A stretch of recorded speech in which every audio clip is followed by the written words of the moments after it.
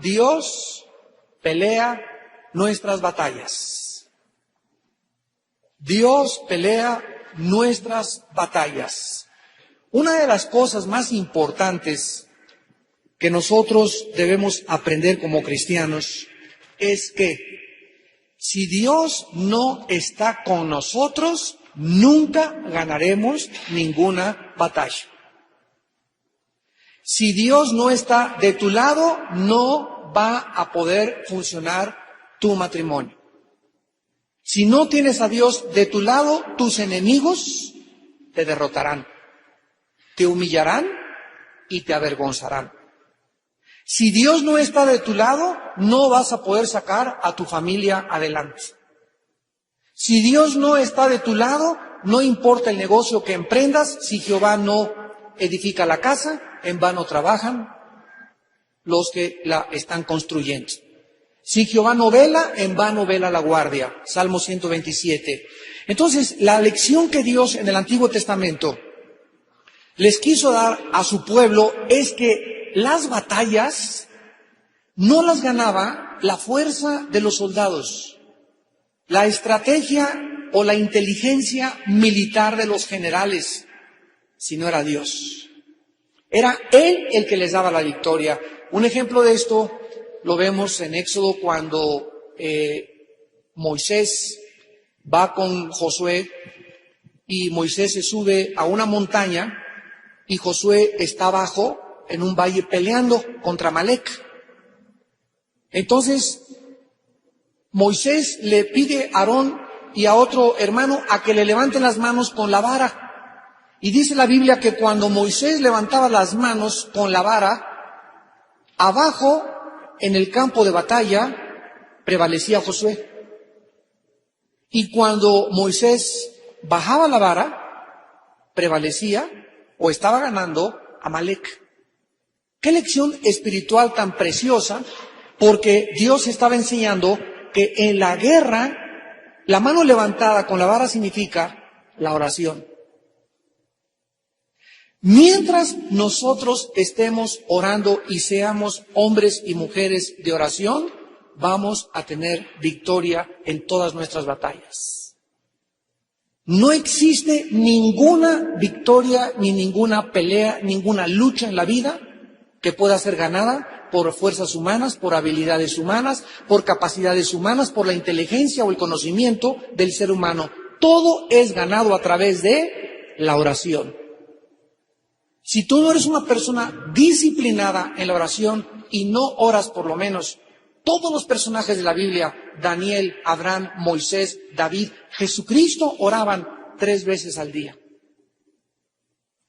Oraban en la mañana, en la hora sexta, en la hora novena, en la mañana a las 12 o más o menos y a las 3 de la tarde.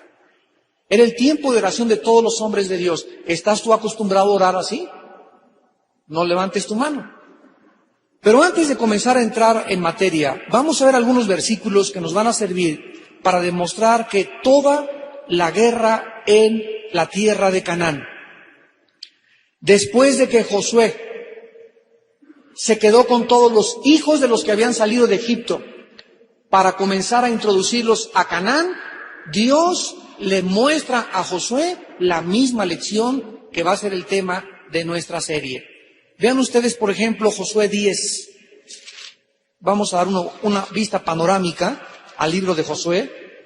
Josué 10, versículo 8. Josué 10, versículo 8.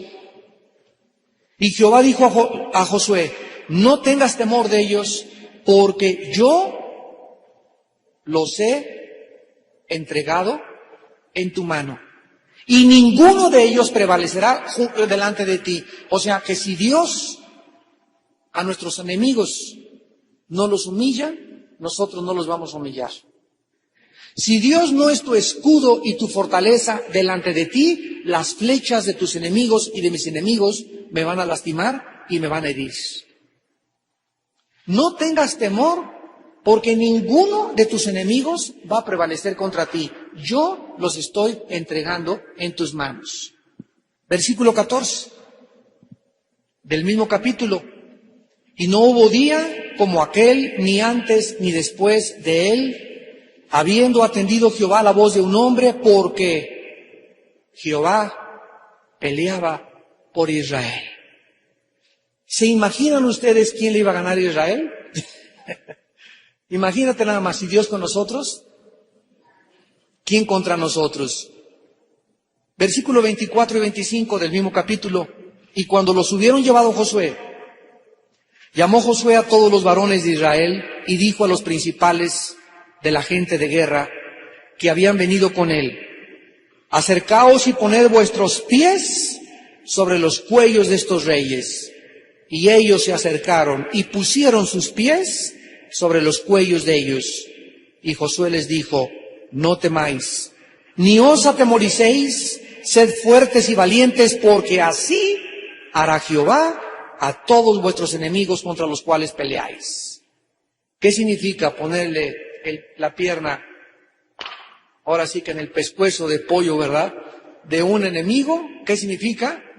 Que tú lo has derrotado, pero no eres tú, sino Jehová el que lo puso en el suelo para que tú lo pisaras. Cristo les dijo a sus apóstoles: hollaréis serpientes y escorpiones, y ningún enemigo ni fuerza del enemigo os hará daño.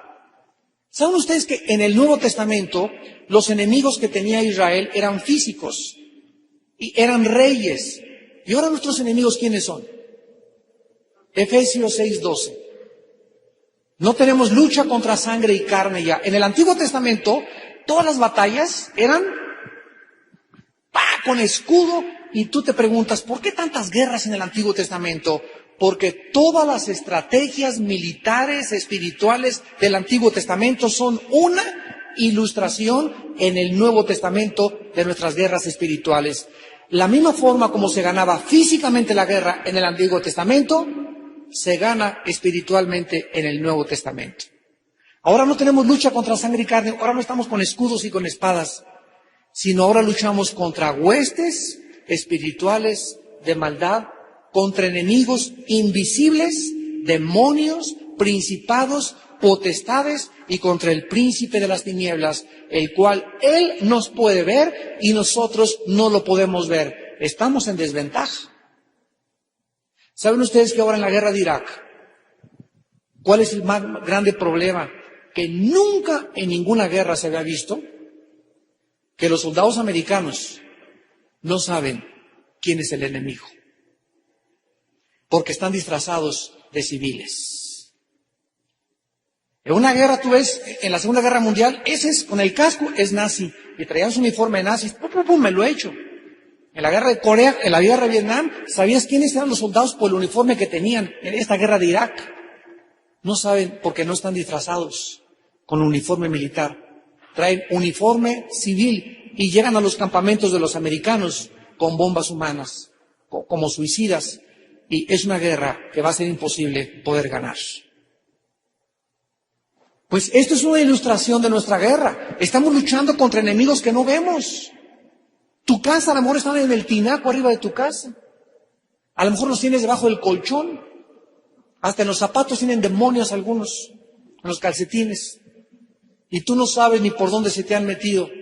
Qué terrible que comiencen a entrar a tu casa y comenzar a minar tu casa. Y tú de repente en tu casa hay muchos gritos en la casa, hay mucha amargura. Mis hijos pleito y pleito y pleito. Mi esposo y yo pique y pique y pique. No se respira la paz. Y nos damos cuenta que dice Santiago, donde hay celos y amargura, ahí está la sabiduría animal, terrenal, diabólica. Santiago capítulo 3. Esos son los síntomas que nos podemos nosotros dar para darnos cuenta que estamos rodeados del enemigo. Entonces, si no estamos con Dios y si no es Dios el que nos está protegiendo, estamos en desventaja. Veamos ahora el versículo 42 del mismo capítulo 10 de Josué, versículo 42. Todos estos reyes y sus tierras los tomó Josué de una vez, porque Jehová, el Dios de Israel, peleaba por Israel. ¿Se dan cuenta cuántas veces aparece esta frase en el libro de Josué? Sigamos leyendo, capítulo 23 de Josué. Capítulo 23 de Josué, versículo 3. 23:3. Y vosotros habéis visto todo lo que Jehová vuestro Dios ha hecho con todas estas naciones por vuestra causa, porque Jehová vuestro Dios es quien ha peleado por nosotros. Josué le recordó, fue Dios el que nos dio la victoria. No nos enorgullezcamos. No es que seamos competentes, dice Pablo a los Corintios, sino que nuestra competencia proviene de Dios.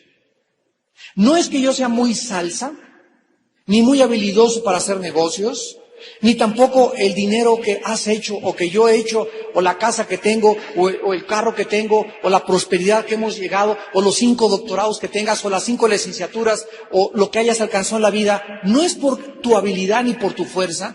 Ciego, es Dios quien te lo ha dado. Es Dios quien te ha dado la capacidad, la mente, la salud para hacer negocios, para hacer dinero. Y lo que Dios nos los ha dado para que nosotros lo usemos para bendición de los demás. ¿Saben ustedes que desde que Dios comienza la Biblia y llama a Abraham, le dice a Abraham, ven Abraham, quiero hacer una nación grande de ti y engrandecer tu nombre? En ese momento Abraham, gracias Señor, ¿verdad? Por todo lo que vas a hacer conmigo. Yo sabía que yo tenía que ser grande, pero Dios no lo deja ahí. Le dice, para que tú seas bendición a los demás. Desde ahí parte Dios en el Antiguo Testamento. Dios me va a dar algo en la vida. Si Dios me hace un grande deportista, es para que cuando me retrate y cuando salga en el periódico, no me, que yo estoy muy bueno, sino para que ahí pueda yo dar testimonio de su poder. Si Dios me hace un grande artista, si Dios me hace un grande licenciado, un grande abogado, diputado, jefe de policía, senador, gobernador, no es para que ahí en la altura me enorgullezca. Porque el éxito enferma y marea al ser humano que no vive bajo la sumisión de Jesucristo. Ustedes lo saben muy bien, el poder enferma y el poder total corrompe totalmente. Esto lo dijo un emperador romano. Algo le pasa al ser humano al alcanzar el éxito que lo marea la grandeza. Los emperadores romanos llegaban ahí cuando la gente, ¡Hail César! ¡Hail César! ¡Hail César! Algo había en esta halago de la gente y de la multitud, lo que les pasa a los artistas, lo que les pasa a los políticos, lo que le pasa a cualquier persona. Cuando la gente comienza a halagarlos y exaltarlos, se enferman. Se enferman. Porque no fuimos creados para recibir gloria. Fuimos creados para que si alguien nos quiere dar gloria, la recibamos y la aventemos al cielo. Porque Dios no comparte su gloria con nadie. Y esto es lo que tenemos que entender que Josué les quería recordar. Y finalmente en Josué 23, versículo 10. Un varón de vosotros perseguirá a 1000, porque Jehová vuestro Dios es quien pelea por vosotros como Él os dijo. Muy bien, Israel, en el libro de Josué, finalmente estaba en la tierra de Canaán. La generación anterior, o sea, los que Dios sacó en Éxodo de Egipto, todos se quedaron muertos en el desierto, menos 2, Josué y Caleb. ¿Por qué se quedaron ahí tendidos en el desierto y no entraron a la tierra de Canaán? Simplemente lo dice Hebreos capítulo 4, porque no le creyeron a Dios. Dice la Biblia en el Nuevo Testamento que por la fe estamos firmes. Mientras nos mantengamos confiando en Dios, Dios nos seguirá empujando en la vida, y empujando en la vida, y empujando y dándonos fuerzas para vivir. Pero en el momento que la incredulidad entra a nuestra vida y comienzas a permitir, ay, ¿y por qué esto? ¿Y por qué el otro? No, si Dios estuviera conmigo, ya no me quiere Dios, ya me abandonó, ya nadie me quiere, estoy solito y solita, estaba en el hospital y nadie me visitó, en la cárcel, y cuando comienzas en la vida a amargarte, a murmurar, a quejarte, lo estás haciendo contra tu Creador. Y eso hace que te estanques en la vida. Eso impide que la gracia de Dios pueda continuar empujándote. Porque si la gracia de Dios va a actuar en mi vida, va a ser porque sigo creyendo, como dijo Job, aunque Él me matare, seguiré confiando en Él.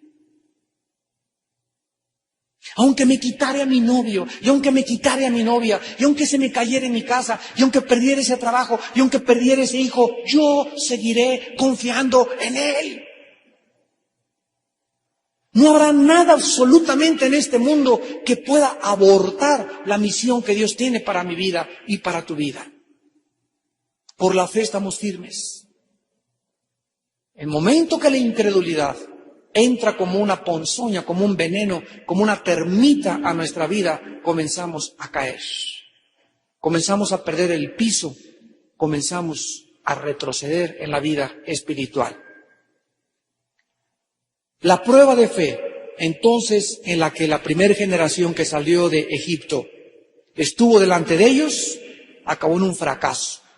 Y ahora Dios le daba la oportunidad a la segunda generación, a los hijos de los que salieron de Egipto, comandados por Josué y por Caleb. El mismo Dios que les había llevado por el desierto, les había protegido y les había dirigido, ahora a ellos les ayudó, vean ustedes Josué capítulo 5, a cruzar el río Jordán milagrosamente. Josué 4. Dice en Josué capítulo 4, versículos 5 al 7. Y les dijo Josué, pasen delante del arca de vuestro Dios a la mitad del Jordán.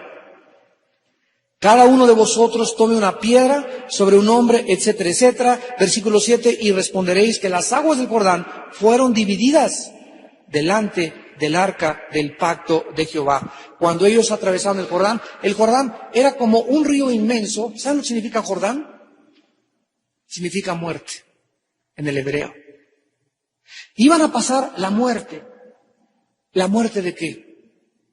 La muerte de ellos mismos.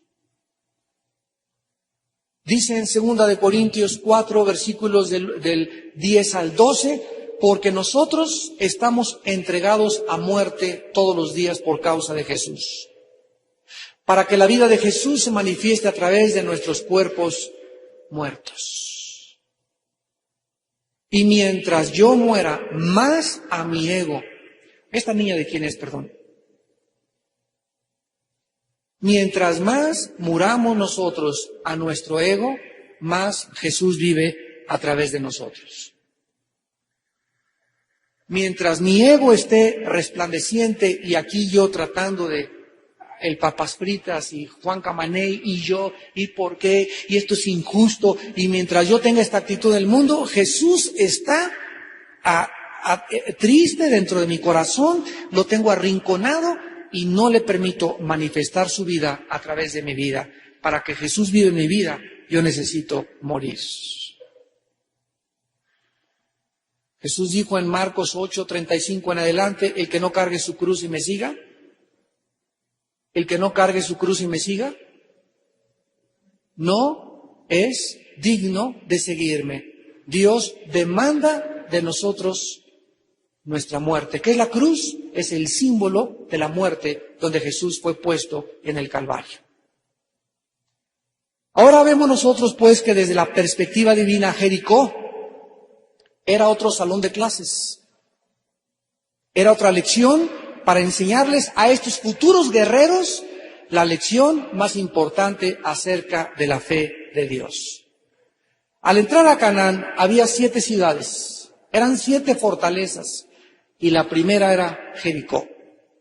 Era la primera fortaleza que tenía esta nueva generación que enfrentar. ¿Y cuál era la primera lección que tenían que enfrentar para seguir conquistando y avanzando y creyendo en Dios? Tenían que aprender que toda victoria depende de Dios.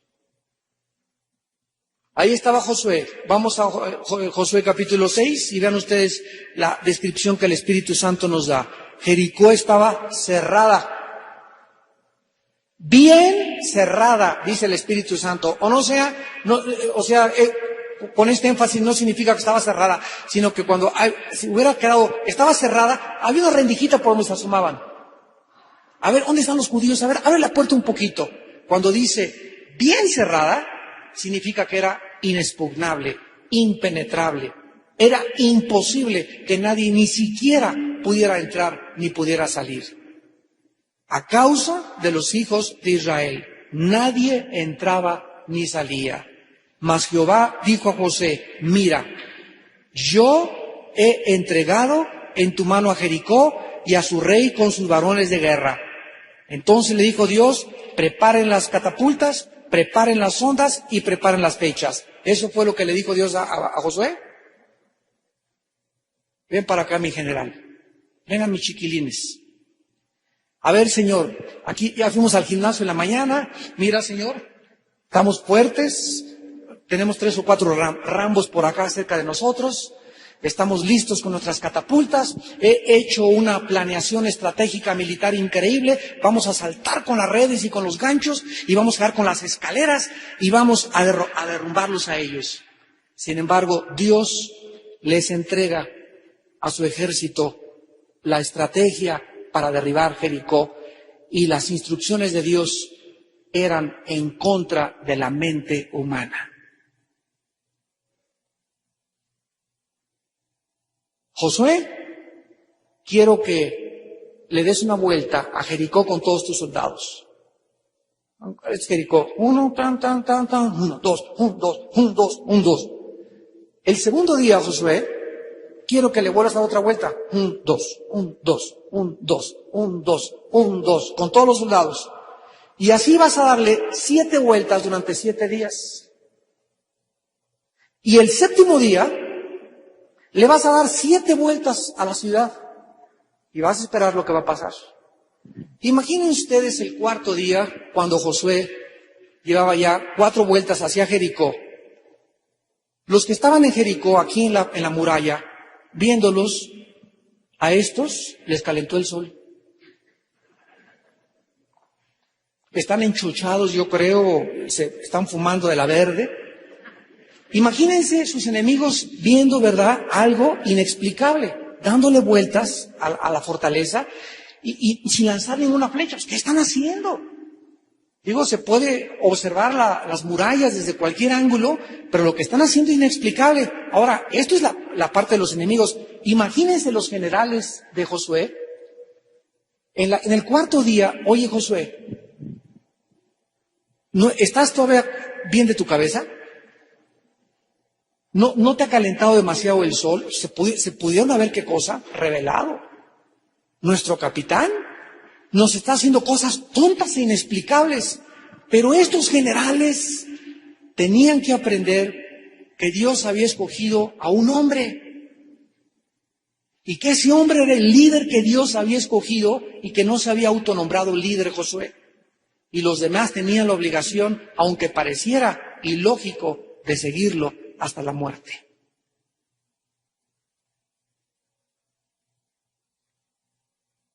¿Pero qué fue lo que les dio la victoria? Creer que esa marcha alrededor de Jericó durante 7 días, al séptimo día llevaban el arca adelante y comenzaron los shofares. Y cuando sonaron los shofares en la séptima vuelta, las murallas cayeron sin haber sido disparada ninguna flecha. ¿Quién derrumbó Jericó? ¿Quién peleó esa batalla? ¿Qué lección les quería enseñar Dios? Que no es con espada, ni con ejército, mas con mi Santo Espíritu, dice el Señor. ¿Quién va a derrotar a tus enemigos? Tú, oh Dios. ¿Quién va a avergonzar a tus enemigos? Tú, oh Dios. ¿Quién va a darte la victoria en tu matrimonio, en tu trabajo, en nuestra vida particular? Si Dios con nosotros, ¿quién contra nosotros? Esa es la primera lección, amados santos, que Dios le da a su pueblo en Israel. Confíen en mí, yo peleo sus batallas. Y mientras no tengamos esta conciencia de la presencia de Dios en nuestra vida, nunca lo vamos a lograr. ¿Saben ustedes que la palabra Jericó significa la ciudad de las palmeras? Eso es lo que significa la palabra Jericó. Y lo encuentran en Deuteronomio 34:3. Y Jericó aparecía como la ciudad de las palmeras, como un oasis de placer, de prosperidad y de seguridad. Veamos ahora que la caída de Jericó representa la lección de que Dios tiene una justicia sagrada. Contrario a esta apariencia de placer, de prosperidad y de deleites, esa ciudad, aunque los habitantes no lo sabían, estaba condenada a la destrucción.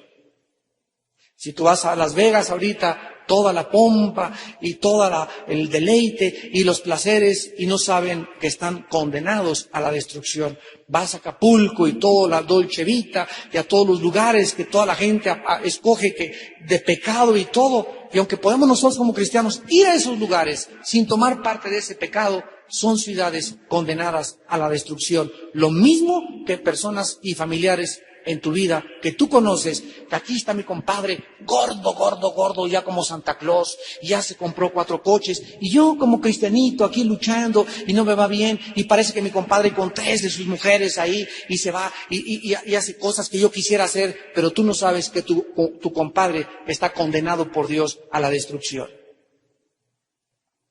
Por eso dice en el Salmo 37, no tengan envidia de los que prosperan en su camino. Confíen en Dios y hagan el bien y vivirán tranquilos sin temor del mal. Deleítate a sí mismo en Jehová y Él te concederá las peticiones de tu corazón. Confía en Jehová y exhibirá tu justicia como la luz y tu derecho como el mediodía. No te excites a hacer lo malo, hijo mío, dice el Señor. No tengas envidia de los pecadores, ni de los que prosperan en su camino a causa de dinero maldito. Dinero mal habido es dinero maldito.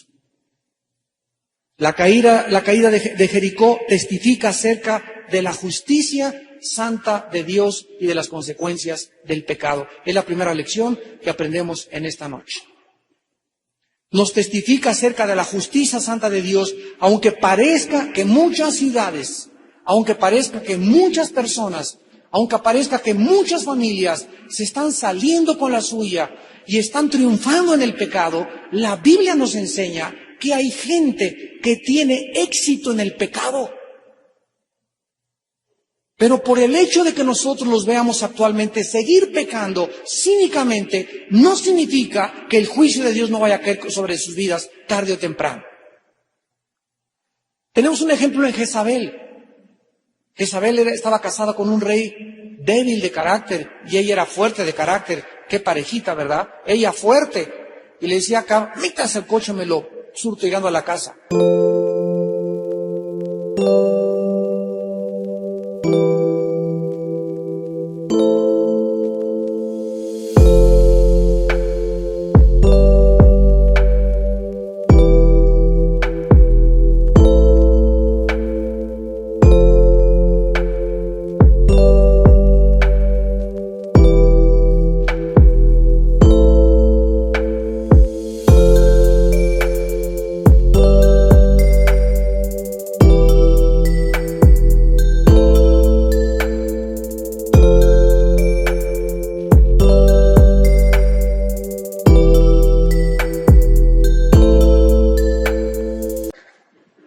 Y así hay muchas parejas, ¿verdad?, donde él es débil de carácter y ella es fuerte de carácter.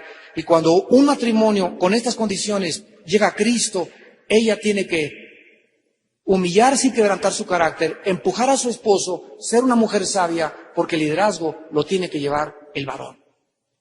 Los matriarcados en la Biblia están condenados al juicio de Dios. Y Jezabel una vez fue acá, quiero comprar ese terrenito que está ahí junto. Y fue y le preguntó a un tipo ahí, ¿cuánto vendes tu casa? Y le dijo él, yo no la vendo. Y que regresa al palacio. Y se lo encuentra a Jezabel, viejo chillón ¿por qué chilla? A ver, contésteme. Pues porque fui ahí con un terrenito y no me lo quisieron vender. ¿Cómo que no te lo quisieron vender? Vamos a ver ahorita. Y va Jezabel y lo mata y le quita la tierra. Así, de ese tamaño era esta reina Jezabel. Y murió lamida por los perros y aventada desde un balcón, y aunque triunfó en el pecado y tuvo éxito en el pecado, dijo Dios, basta, tu tiempo se ha cumplido. Jericó nos enseña esta lección. La justicia sagrada y las consecuencias del pecado se pagan tarde o temprano. ¿Cuánta gente vemos ahorita, verdad? Yo tengo tantas amistades de cuando no era cristiano, que me decían, mira, vamos a entrarle al lavado del dinero, vamos a hacer narcos, vamos a robar, vamos a hacer esto, vamos a hacer aquello, vamos a tener 2 o 3 mujeres para que una sola esposa, etcétera, etcétera. Y todas estas personas que quisieron dinero fácil, rápido y barato, acabaron mal a fuerza, porque el diablo te da a corto plazo el BTP, viaje todo pagado, pero viene y te cobra la factura en el día que menos lo esperas, y Dios trabaja a largo plazo. Dios trabaja, irá andando y llorando el que lleva la preciosa semilla, pero regresará contento, gozoso y alabando a Dios. Padre, llevo 25 años de trabajar contigo, he sido honrado, me ha costado trabajo, pero he luchado y sigo adelante y ahora me has prosperado. ¿Por qué? Porque he amado tus mandamientos. Mucha paz, dice la Biblia, tienen todos aquellos que guardan la palabra de Dios. La segunda lección que tenemos en esta noche es: la justicia divina no es caprichosa. Dios no mandó el tsunami en el Asia para que 200.000 personas se murieran aproximadamente, solamente porque Dios es un Dios caprichoso. Antes de morir, Moisés predicó un sermón advirtiéndole a la nación de Israel: mi voluntad, mi habilidad, mi capacidad me ha dado lo que yo tengo, sino acuérdate que es Dios el que te da la fuerza para hacer lo que tú tienes en la vida. Dios les advirtió contra este pecado tremendo cuando ellos llegaran a prosperar. Y le hizo hincapié que no sería ni por la justicia ni por la bondad de ellos por lo que Dios les iba a entregar Canaán, sino por la maldad de los cananitas. Así como años más tarde Asiria y Babilonia se convirtieron en instrumentos para ejecutar los juicios sobre Israel, ahora Israel iba a ser un instrumento para castigar a Jericó. O sea, era un capricho de Dios que llegaran los judíos, rodearan Jericó y se murieran todos en Jericó, menos Rahab y su familia, como lo vamos a ver en las otras clases. No era un capricho de Dios. Ya los de Jericó habían oído de la santidad, de los caminos y de Jehová. Ya habían oído de él. Ya sabían que les había abierto el mar rojo. Ya sabían que les había abierto el río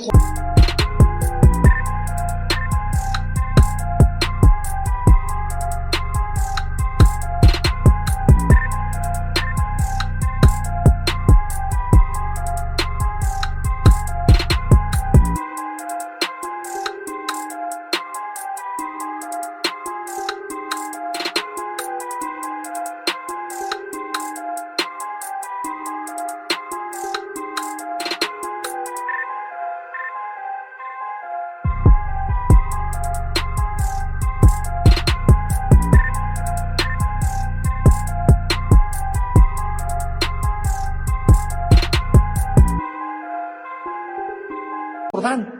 Pero era una ciudad donde abundaba la astrología, abundaba la brujería, abundaba la inmoralidad. Los hombres tenían 2 o 3 o 4 mujeres. La mayor parte de las mujeres en Jericó eran prostitutas.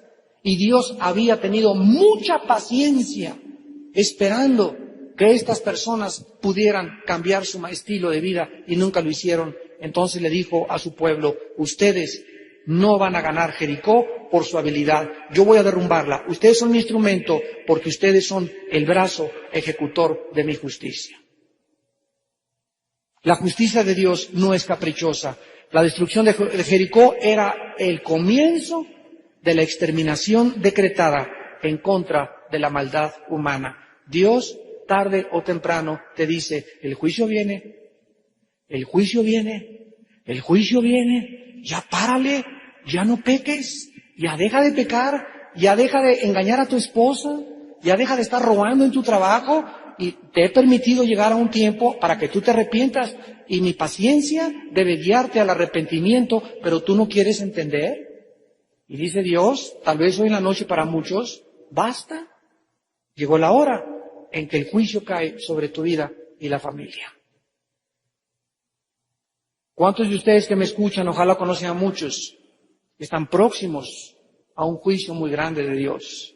Han oído la palabra, han venido los domingos, han venido los miércoles. Dios te ha hablado a través de cassettes, a través de tu esposa, a través de tus hijos, a través de tus parientes, y tú sigues duro como una piedra, empedernido, terco, desafiante, creyendo que nunca te va a pasar nada, y estás muy equivocado. La caída de Jericó nos ilustra que el juicio de Dios tiene que caer tarde o temprano. Acusar a Dios de falta de misericordia es negar la justicia de Dios en contra del pecado. Terminemos leyendo Romanos capítulo 2. Nosotros nos preguntamos por qué se muere la gente, por qué aquello, esto es injusto, Dios no es un Dios de amor, sin saber lo que se encuentra detrás de la justicia santa decretada por Dios. Dice Romanos capítulo 2, versículo 4. ¿O menosprecias las riquezas de su benignidad, paciencia y longanimidad, ignorando que su benignidad te guía al arrepentimiento? O sea, ¿por qué? Pregúntate en esta noche, ¿no me ha juzgado Dios? ¿Cómo es posible que yo tenga 2 años de adúltera? ¿Cómo es posible que yo tenga ya 3 años que estoy robando, que estoy transando? ¿Cómo es posible que ya tenga yo 2 años que esa deuda de ese hermano, de esa lana que me prestó, ni siquiera le he dado un abono a ese dinero? ¿Cómo es posible que yo pueda seguir siendo tan cínico en la vida y tan desafiante a Dios y al mismo tiempo llamarme cristiano? ¿Sabes por qué dice aquí la Biblia? Por la paciencia de Dios. El hecho que ahorita todavía no te haya pasado nada es para que en esta noche tal vez entiendas que Dios te ha hablado por última vez y te vuelvas a Él en arrepentimiento con tu corazón quebrantado y contrito y le pidas perdón y digas: ya basta, en esta noche quiero dejar de pecar, Señor. Quiero dejar de hacer lo malo. Y yo sé que necesito tu fuerza y tu poder para poder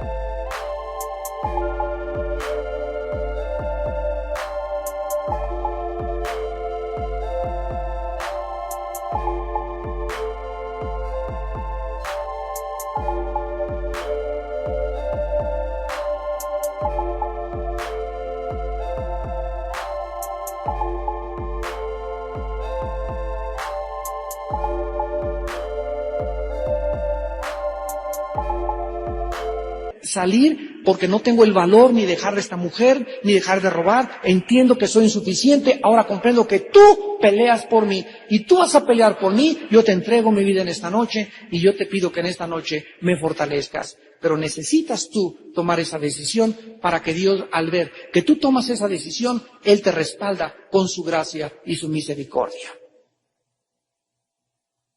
Anoche leía con mi esposa 2 Samuel 7 y quedamos impactados de algo que Dios nos habló. Se los quiero compartir. En 2 Samuel 7 Dios ratifica el pacto abrámico a David, diciéndole que de su descendencia vendría el reinado eterno del Mesías. Pero hay un versículo que dice que Dios no le quitaría a Salomón su misericordia como se la quitó a Saúl. Y nos quedamos, mi esposa y yo anoche, nos mirábamos y me dice: ¿hay alguna otra persona en la Biblia que tú sepas, Armando, a quien Dios le haya quitado su misericordia? Nos impactó tanto que me puse a buscar en la concordancia y todo, y encontré que es la única persona en el Antiguo Testamento a la que se le dice que Dios le quitó su misericordia. Y el pachonchote de Salomón tuvo como 1000 mujeres y no le quitó la misericordia a Dios. Y a Saúl se la quitó. ¿Por qué se la quitó? ¿Se acuerdan ustedes cuándo se la quitó? Y esto fue lo que nos impactó y con lo que quiero terminar. Saúl comenzó a ser influenciado por espíritus malignos, por demonios. Y Dios no hizo nada. Comenzó a agarrar lanzas y aventárselas a David. Comenzó a perder el juicio y la mente. Esto nos da cuenta que en el momento en que Dios se hace para atrás y permite que los demonios comiencen a afectar a una persona al grado de quitarle su razón, su coherencia, y la persona comienza a dar bandazos en la vida, es porque esa persona ya rebasó la línea de la paciencia de Dios. El 90% de las personas en instituciones psiquiátricas se encuentran en esas condiciones, o personas que tú conoces en tu familia o en mi familia o amistades que tenemos, que están bandeando mentalmente con conductas que la psicología le llama esquizofrénicas, que significa 2 o 3 personalidades, y aparecen como normales delante de la gente. No crean que son como los gadarenos, no. Hay gente que llega a su trabajo y tiene una cara. En su casa tiene otra máscara, y cuando llega a la iglesia se pone la máscara de San Cristóbal. Tiene 3 máscaras, ese hombre, esa mujer. Con sus amigas tiene una cara, con sus amigas cristianas tiene otra cara, y en su familia con su esposo tiene otra cara. Esto se llama desorden múltiple de la personalidad. Y es un juicio de Dios. La psicología le llama esquizofrenia, la Biblia le llama Dios ha quitado su misericordia sobre tu vida. El día que nosotros lleguemos a ese punto donde yo no tengo miedo al diablo, lo que puede hacer el diablo. Yo tengo temor en mi corazón de que Dios sea mi enemigo.